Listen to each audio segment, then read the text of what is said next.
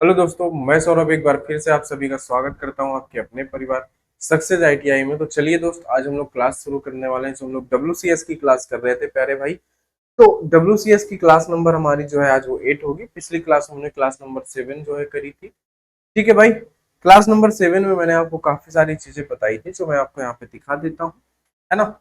ये थी हमारी दोस्त यहाँ पे क्लास नंबर 7, जिसमें मैंने आपको कुछ यहाँ से शुरू किया था, है ना, कि मैंने भिन्नों का आरोही क्रम बताया।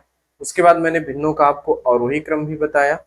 उसके बाद मैंने आपको भिन्नों का लासा मासा बताया, भिन्नों का गुणा भाग बताया, भिन्नों का जोड़ना, और फिर भिन्नों को मैंने घटाना भी बताया, है ना। तो आज हम लोग क्लास नंबर 8 देखने वाले हैं भाई। जिन्होंने पीछे की क्लास नहीं देखी है दोस्त, चैनल पे जाना, चैनल की प्लेलिस्ट पे जाना। प्लेलिस्ट पे आपको फिटर, इलेक्ट्रीशियन और डब्ल्यूसीएस की प्लेलिस्ट मिल जाएगी। वहां पे जाके आप डब्ल्यूसीएस की सारी क्लासेस देख सकते हैं। आज हमारी क्लास नंबर 8 है ना दोस्त। अगर कोई आप में से, अगर आपने चैनल को अभी तक सब्सक्राइब नहीं किया है, आप क्लास को देख रहे हैं, तो आप चैनल को दोस्त सब्सक्राइब कर लें, जिससे हमें थोड़ा सा मोटिवेशन मिलता है कि आप लोग हमारे साथ जुड़ रहे हैं, है ना। वही हमारा भी मोटिवेशन का जरिया है। बाकी आपको क्लासेस सारी हम आपको फ्री दे रहे हैं। बस एक ये है कि हाँ, इन क्लासेस का जो बोर्ड पीडीएफ है ये आपको 91709996 पर बस आप मैसेज डाल दीजिएगा कि सर मुझे इस सब्जेक्ट का पीडीएफ चाहिए, है ना। बस आपको उस ग्रुप पे ऐड कर दिया जाएगा। जो भी चार्ज होगा वो आपको बता दिया जाएगा। वो नॉर्मल सा चार्ज होगा, है ना, जिसमें आपको फिटर, इलेक्ट्रीशियन और डब्ल्यूसीएस आपकी ट्रेड के हिसाब से डब्ल्यूसीएस भी मिलेगा। इलेक्ट्रीशियन है तो इलेक्ट्रीशियन की थ्योरी मिलेगी, और आप अगर फिटर से हैं तो फिटर का मिलेगा। कोड पीडीएफ आपको मिल जाएगा मेरे प्यारे भाई। ठीक है दोस्त, तो चलिए आज की क्लास को शुरू करते हैं। आज का जो हमारा टॉपिक था वो मैंने कल ही आपको बताया था लास्ट में, कि हमारा रहेगा डेसिमल फ्रैक्शन, यानी कि दशमलव भिन्न के बारे में। इसके बारे में बात करेंगे हम लोग यहाँ पे बात करेंगे दशमलव भिन्न के बारे में। इसके बारे में दोस्त, दशमलव भिन्न यानी कि डेसिमल फ्रैक्शन। तो डेसिमल फ्रैक्शन के बारे में बात करते हैं, दशमलव भिन्न के बारे में बात, कि भाई दशमलव भिन्न होती कौन सी। दोस्त दशमलव भिन्न वही होती हैं जिनके हर में जीरो होता है ना। दशमलव भिन्न कौन होता है, सिंपल सी बात आप समझ लो। बस एक नॉर्मल सी बात आपको समझाता हूँ, कि जिस भिन्न के, है ना, जिस भिन्न के हर में क्या होता है, जैसे कि 10 हो गया, या फिर 100 हो गया, या फिर 1000 हो गया, या फिर 10,000 हो गया, है ना, ऐसे करके, ठीक है, आदि होते हैं। उन्हें हम क्या कहते हैं, उन्हें हम कहते हैं दशमलव भिन्न। उन्हें आप क्या कहेंगे दोस्त, उन्हें हम कहेंगे दशमलव भिन्न। ठीक है ना। अच्छा, जैसे कि मैं एग्जांपल आपके सामने यहाँ पे लिख देता हूँ प्यारे दोस्त। जैसे कि मैं यहाँ पे एग्जांपल लिख देता हूँ। जैसे कि मैंने लिख दिया 3/10, मैंने लिख दिया यहाँ पे 5/100, या फिर मैंने आपको लिख दिया यहाँ पे 7/1000, है ना। तो इसको आप क्या लिखेंगे, इसको आप यही तो लिखेंगे ना, 0.3, ये लिखेंगे। या आपको इसको लिखना हुआ तो आप क्या लिखेंगे, है ना। या मैं ऐसा लिख देता हूँ, यहाँ पे कोई ऐसी संख्या ले लेता हूँ जो कटे ना, है। जैसे मैं मान लूँ कि मैंने यहाँ पे 11 लिख दिया, तो आप इसको क्या लिखेंगे, 0.11 ही तो लिखेंगे, है ना। या फिर इसको आपको लिखना है तो क्या लिखेंगे, 0.007 लिखेंगे। ये दशमलव भिन्न बन गई, समझ गए। यानी कि जिनके हर में क्या हो, जीरो हो, जैसे कि 10 है, 100 है, 1000 है, इस तरीके का हो, तो उनको आप क्या कहते हैं दोस्त, उनको आप कहते हैं डेसिमल फ्रैक्शन, यानी दशमलव भिन्न। दशमलव भिन्न का सिंपल सा लॉजिक है, वो ऐसे लिखी होंगी, जिनके नीचे जीरो होगा, 10 होगा, 100 होगा, 1000 होगा, ये आगे बढ़ता रहेगा इसी तरीके से, उनको आप क्या कहेंगे, उनको आप कहेंगे डेसिमल फ्रैक्शन, दशमलव भिन्न कहेंगे। ठीक है, तो ये सिंपल सी बात थी एक दशमलव भिन्न के बारे में। उम्मीद है ये बात आपको समझ में आ गई होगी कि जिनके, है ना, जिस भिन्न के हर में 10 हो, 100 हो, 1000 हो, उन्हें आप क्या कहेंगे, उन्हें आप कहेंगे डेसिमल फ्रैक्शन। ठीक है, तो डेसिमल की बात आपको समझ में आ गई होगी, बहुत नॉर्मल सी बात है। आगे, तो आगे मैं आपको बताता हूँ क्या, कि साधारण भिन्न अगर मैं आपको दे देता हूँ, अगर मैं आपको सिंपल फ्रैक्शन दे देता हूँ, तो उसको आपको दशमलव भिन्न में कैसे बदलेंगे, है ना। जैसे मैंने क्या कहा, कि जैसे मैंने आपको सिंपल फ्रैक्शन दे दिया, यानी कि साधारण भिन्न, ठीक है। तो मामला क्या है, कि साधारण भिन्न को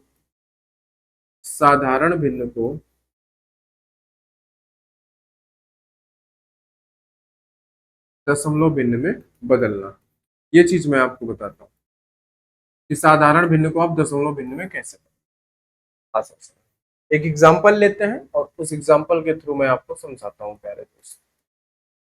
ठीक है, साधारण भिन्न को दशमलव भिन्न में बदलना। जैसे कि मैंने एग्जाम्पल ले लिया प्यारे दोस्त यहाँ पे 11/4। अब इसको आपको दशमलव भिन्न में बदलना है, तो आप सिंपल सा एक काम करते हैं, सिंपल सा एक काम ये करते हैं कि आप 4 का भाग देते हैं इस 11 में, यानी कि हर का भाग देते हैं अंश में, है ना। तो कितना जाएगा दोस्त, 4 दूनी 8, 2 ही बार जाएगा, 4 दूनी 8, है ना, 8 3 होता है, 3 बचा, 11 में से 8 गया 3 बचा, 3 में भाग जाएगा नहीं, पॉइंट लगाएंगे 0 पड़ जाएगा। फिर कितनी बार जाएगा, 7 बार, 7 चौके 28, है ना, 30 में से 28 गए 2, पॉइंट लगाए 0 बढ़ा लो, 5 चौके 20, 5 चौके, सिंपल सी बात। तो आपने इसको क्या कर दिया, आपने इसको डेसिमल में कन्वर्ट कर दिया। डेसिमल में क्या आया, 2.75, है ना। आपने क्या किया कि आपने एक सिंपल फ्रैक्शन को, आपने क्या किया, आपने सिंपल फ्रैक्शन को इसमें बदल दिया डेसिमल फ्रैक्शन। ठीक है, डेसिमल फ्रैक्शन, यानी कि साधारण भिन्न को आपने बदल दिया दशमलव भिन्न में। ठीक है दोस्त, बोलो ये बात आपको समझ में आई कि नहीं।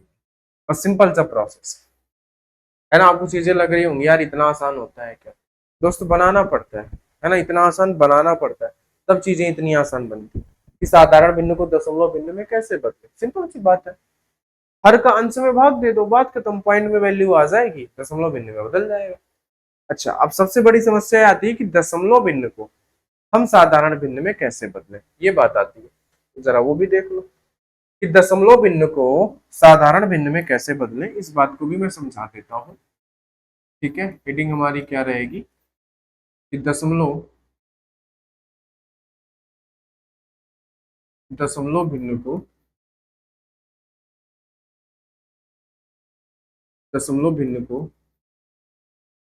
साधारण भिन्न में बदलना, उसी का जस्ट उल्टा, है ना। यहाँ पे भी हम एक एग्जाम्पल लेते हैं और एग्जाम्पल के थ्रू मैं आपको समझाता हूँ, है ना, कि दशमलव भिन्न को साधारण भिन्न में बदलना।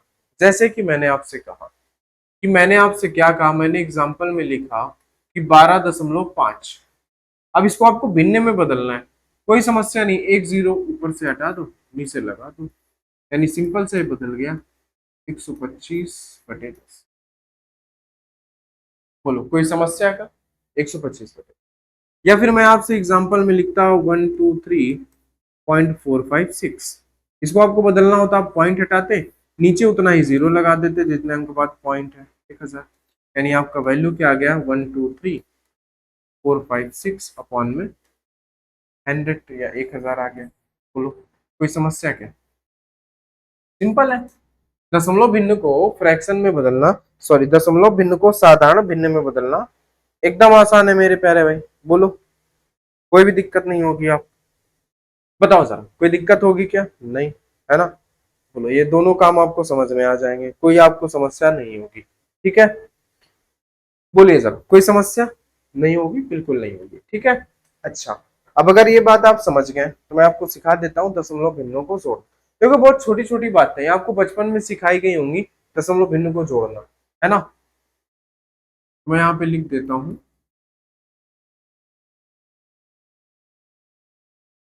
दशमलव भिन्न को जोड़ना।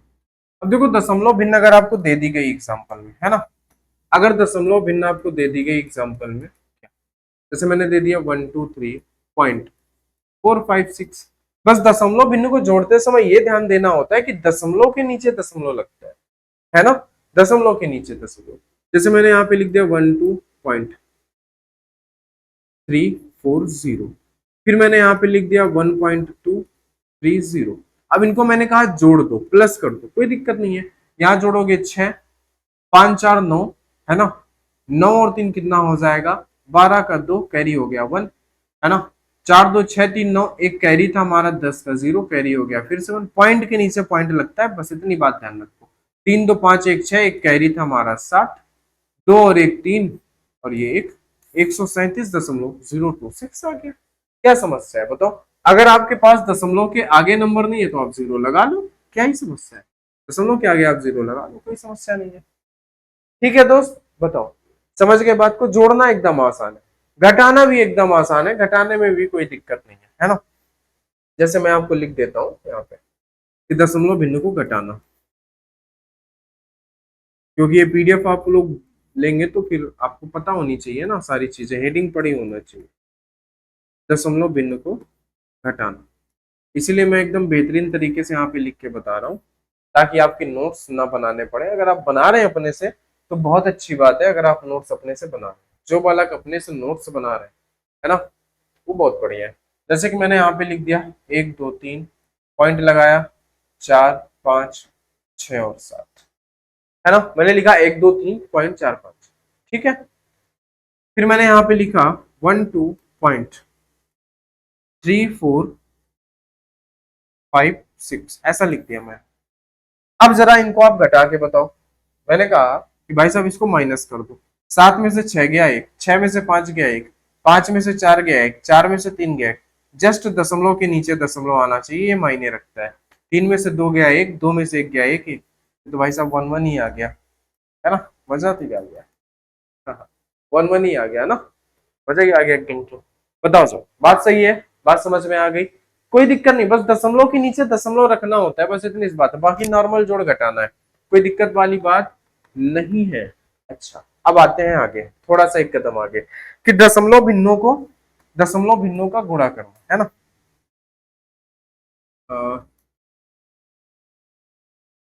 दशमलव भिन्न का गुणा, तो दशमलव भिन्न का गुणा आपको समझा देते हैं एग्जाम्पल के माध्यम से, कोई समस्या नहीं होगी। दशमलव भिन्न का गुणा, ठीक है। अगर आपको दशमलव भिन्न का गुणा करना है तो कोई दिक्कत नहीं है। मैंने लिख दिया यहाँ पे 1 2 3.45 इंटू, मैंने लिख दिया यहाँ पे 1 2.3, बस मल्टीप्लाई कराना है। सिंपल सा, कुछ नहीं करना आपको, पहले कुछ नहीं सोचना, बस मल्टीप्लाई करा दो। 3 का मल्टीप्लाई, है ना। 5 तिया 15 का 5, है ना। 5 तिया 15 का 5, कैरी हुआ 1। 4 तिया 12 1 13 का 3, कैरी हुआ 1, है ना। 3 3 का 9, 9 1 कैरी था 10 0, 3 दूनी 6 1 कैरी था 7, 3 1 कम 3, ठीक है। फिर अगला 5 दूनी 10 का 0, 4 दूनी 8 1 9, 3 दूनी 6, 2 दूनी 4, 2 1 कम 2, है ना। फिर एक ही है, 5 4 3 2 1, इनको लिख दो। 5 3 9 और 5 14 का 4, 6 4 10 7 17 1 18 का 8, 3 3 6 4 10 और 1 11 का 1, 2 2 4 और 1 5 1, कितना आया? अब देख लो जरा दशमलव, इधर दशमलव के बाद कितने अंक है? 2 अंक है। इधर दशमलव के बाद कितना अंक है? 1 अंक है। यानी इन दोनों को जोड़ के हम दशमलव लगाते हैं, है ना। दशमलव के बाद इधर कितना अंक है, दशमलव के बाद इधर कितना अंक है, टोटल कितने हो गए? 3 अंक। जितने टोटल अंक हो जाते हैं उतने अंक बाद दशमलव लगा दो, 1 2 3, बस बात खत्म यहाँ पे, है ना। 15 18.435, ये आपका आंसर। कोई समस्या? कोई समस्या नहीं, कोई समस्या ही नहीं है मेरे भाई साहब, कोई समस्या नहीं है। बोलो, समझे या नहीं समझे बात? ठीक है, समझ गए कि नहीं बात को? बस करना क्या है, 2 अंक बाद इधर था, 1 अंक बाद इधर, यानी टोटल 3 अंक हो गए। तो 3 अंक बाद हमने दशमलव चिपका दिया, कोई समस्या ही नहीं है। तो दशमलव भिन्न का गुणा भी आप सीख गए, बहुत होशियार है। अब दशमलव भिन्नों का भाग भी सीख लो, ठीक है।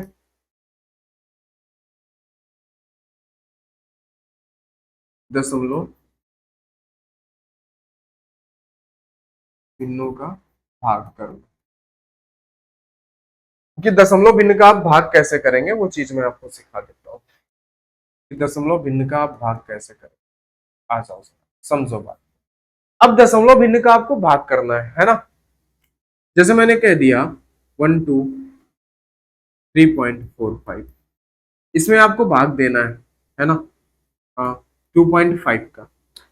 अब यहाँ पे देखो मैटर ये करता है कि जैसे नीचे एक अंक बाद दशमलव है, तो अगर आप नीचे से एक अंक बाद दशमलव हटा रहे हैं तो ऊपर से भी एक अंक बाद दशमलव हटाना है। देखो यहां से एक अंक बाद आपने दशमलव हटाया, तो यहां से एक अंक बाद हटाएंगे तो दशमलव के बाद यहाँ पे 2 अंक है, यानी एक अंक बाद दशमलव खिसक जाएगा, यानी यहां से उठ के यहाँ पे आ जाएगा। एक यहाँ कम तो एक यहाँ कम, सिंपल सी बात। एक दशमलव नीचे कम तो एक दशमलव ऊपर कम। अब ये मत करना कि दशमलव ऊपर से भी हटा दो, नहीं, नीचे जितने नंबर से आप कर रहे हैं हटा रहे हैं उतना ही ऊपर, ये आपको ध्यान रखना होता है। तो ये क्या बन गया आपके सामने, ये बन गया 1 2 3 4.5 और नीचे क्या बन गया आपके पास 25। कोई समस्या? कोई समस्या नहीं। इस दशमलव को आप एक सेकंड के लिए इग्नोर कर दो और इस 25 का भाग दे दो 1 2 3 4 5 में। ठीक है, तो आप 25 पंजे 125 होता है, पूरा जाएगा नहीं तो 4 बार जाएगा, तो 25 चौके 100, कितना बचा 23, आगे 4 है ना, 25 चौके 100 तो 25 अट्ठे 200 है ना, और एक बार और 25 हो जाएगा यानी कि 9 बार, यानी कि 225। अब देखो 14 में से 5 गए है ना, तो 5 4 9 9, बाकी कुछ होना नहीं है तो बचा आगे 5। ठीक है, तो 25 तिया 75, 3 बार जाएगा क्या, 25 तिया 75, बताओ बात समझ गए, 25 तिया 75 हो गया, तो 5 में 5 गए 0, 9 में से 7 गए तो 20। पॉइंट लगा है नहीं है तो पॉइंट आप लगा लो, 0 बढ़ा लो, है ना, 25 चौके 100, 25 अट्ठे 208 बार, ये पूरा पूरा कट जाएगा, बात ही खत्म। यानी क्या आ गया 493.8, इतना आ गया। दशमलव भी हमें कितने अंक बाद लगाना था, एक ही अंक बाद लगाना था, क्योंकि एक ही अंक बाद दशमलव लगा था और वहां पे भी कोई समस्या ही नहीं हुई, है ना। जितने अंक बाद दशमलव है बस उतना लगाना है, क्योंकि नीचे ऊपर में से दशमलव हट जाएगा, दोनों जगह रहेगा नहीं, या तो ऊपर बचेगा या तो नीचे बचेगा, सिंपल सी बात। अगर नीचे बचता है तो नीचे से दशमलव हटा के आप ऊपर उतने 0 लगा दो, सिंपल सी बात है। समझ गए बात को, बोलो ठीक है दोस्त, बताओ ठीक है कि नहीं। अच्छा, अब मैं एक कॉमन सी बात आपको बता देता हूं कि दशमलव भिन्नों का लासा या मासा आप कैसे निकालोगे, है ना, सिंपल सी बात, बड़े ध्यान से सुनिएगा, कोई रॉकेट साइंस नहीं है।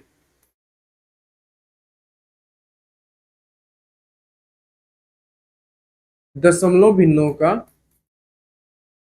लासा व मासा, अब देखो सिंपल सी बात है, जैसे मैं आपको कुछ एग्जांपल दे देता हूं, है ना, कुछ मैं आपको एग्जांपल देता हूं और आपको बताता हूं जरा। जैसे मैंने यहाँ पे एग्जांपल लिख लिया कि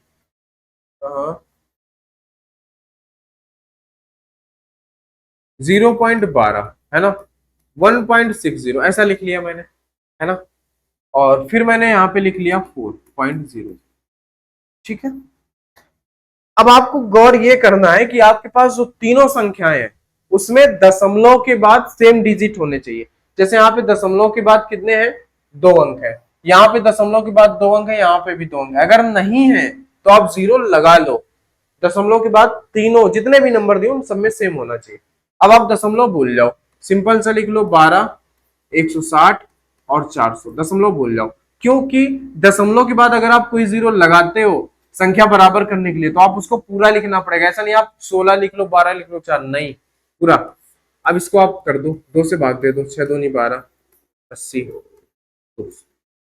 2 से भाग दे दो, 3 दूनी 6, 40, 100, 2 से भाग दे दो, 3 कटेगा नहीं, 20, 50, 2 से भाग दे दो, 3 कटेगा नहीं, 10, 25, 2 से भाग दे दो, 3 कटेगा नहीं, 5, और ये भी कटेगा नहीं, ठीक है 25, 3 से भाग करो, 3 एकम 3, 5 कटेगा नहीं, 25 भी नहीं कटेगा, तो आप यहाँ पे 5 से भाग देंगे तो ये 1 है, 5 एकम 5, 5 25, आपको फिर से 5 से भाग देना है, 5 एकम 5, 5 है ना, 2 दूनी 4, 4 दूनी 8, 8 दूनी 16, 16 दूनी 32, है ना, और 5 25 दिए 75, यानी आपको करना क्या है, आपको करना है यहाँ पे 75 गुणे में 32, तो 5 दूनी 10, 0 कैरी हुआ 1, 7 दूनी 14 और 5 दिया 15, यानी कि 14 और 15 कितना होता है 29, 29 और एक कैरी का था 30, यानी कि 0, है ना, 0, 3 7 त्रिका 21, 21 और 3 24,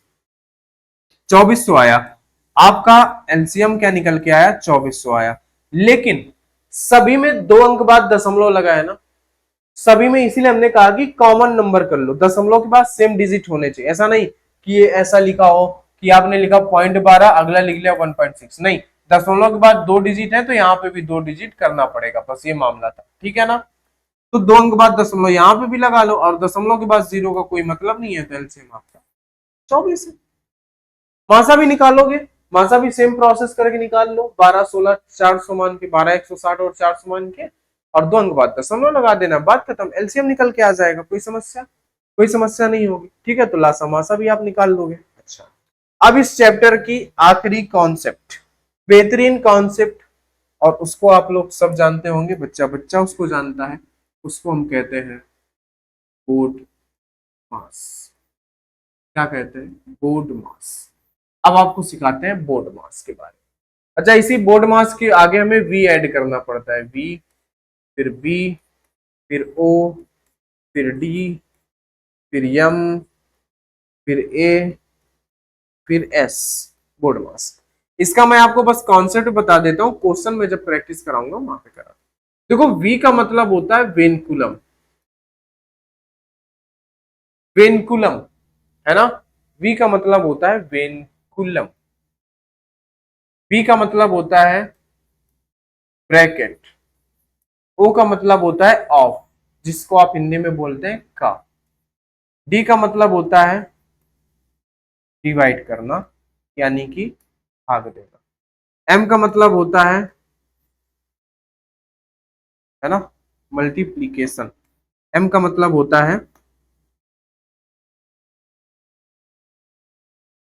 मल्टीप्लीकेशन। मल्टीप्लीकेशन का मतलब होता है गुणा करना। ठीक है। ए का मतलब क्या है? एडिशन। एडिशन, एडिशन का मतलब होता है जोड़ना। ठीक है। ये है सब्सट्रैक्शन। सब्ट्रैक्शन, सब्सट्रैक्शन का मतलब होता है घटाना। समझ गए? तो ये बोर्ड मास का एक रूल होता है। बोर्ड मास क्या कहता है? वी, वी का मतलब होता है वेनकुलम। वेनकुलम का मतलब होता है एक बार का सिंबल। ऐसे बार का सिंबल आपने देखा होगा किसी नंबर के ऊपर लगा होता है। अगर आपके क्वेश्चन में बार का सिंबल है तो सबसे पहले आप उसको सॉल्व करेंगे, उसके अंदर जो भी चीजें हैं। दूसरे नंबर पर ब्रैकेट। ब्रैकेट कितने होते हैं? सबसे पहले बड़ा ब्रैकेट होता है, ठीक है, फिर उसके बाद मंझला ब्रैकेट होता है, फिर छोटा ब्रैकेट होता है, और ये इस तरीके से बंद होता है। तो यहां से आपको शुरू करना है, पहले छोटा ब्रैकेट, फिर मंझला ब्रैकेट, फिर बड़ा ब्रैकेट, इस तरीके से शुरू करना है। फिर तीसरे नंबर पे अगर कहीं ऑफ यानी का लिखा हुआ है तो उसको सॉल्व करोगे पहले। डिवाइड है तो चौथे नंबर पे वो सॉल्व होगा। मल्टीप्लीकेशन है तो पांचवें नंबर पर, एडिशन है तो छठवें नंबर पर, सब्सट्रैक्शन है तो सातवें नंबर पर। इस क्रम में सॉल्व होता है। अगर कोई चीज नहीं है, ऊपर की दो चीजें नहीं है, तो आप यहां से शुरू कर दो। ये चार चीजें नहीं, आप यहां से शुरू कर दो, वो क्वेश्चन के ऊपर डिपेंड करता है। ठीक है ना? तो ये होता है बोर्ड मास का रूल, सिंपल सा। ठीक है ना, मैंने आपको सारी चीजें बता दी। ठीक है दोस्त, बताओ बोर्ड मास। बोर्ड मास का नियम आप सभी को पता है, जनरल सी बातें हैं। मैंने आपको बस ये कॉन्सेप्ट बता दिया। जब हम लोग WCS फर्स्ट ईयर पूरा कंप्लीट हो जाएगा तो हम लोग चैप्टर वाइज प्रैक्टिस शुरू करेंगे, वहां पे सारी चीजें आपकी कंप्लीट हो जाएंगी। ठीक है दोस्त, बताओ। तो आज हम लोग इसको यहीं तक रखते हैं, है ना। आगे की बातें जो भी है हम लोग नेक्स्ट क्लास में कर लेंगे दोस्त। ठीक है, अगर आपको क्लास अच्छी लगी, कॉन्सेप्ट बढ़िया लगा, तो आप जो मेरे प्यारे भाई चैनल को सब्सक्राइब कर लीजिएगा, वीडियो को लाइक कर दीजिएगा, और अपने दोस्तों के साथ शेयर कर दीजिएगा। यहाँ पे फिटर, इलेक्ट्रीशियन और WCS की एकदम फ्री ऑफ कॉस्ट क्लास चल रही है दोस्त। ठीक है भाई, तो चलिए दोस्तों, मिलते हैं आपसे नेक्स्ट क्लास में। तब तक के लिए आप सभी को बहुत बहुत धन्यवाद।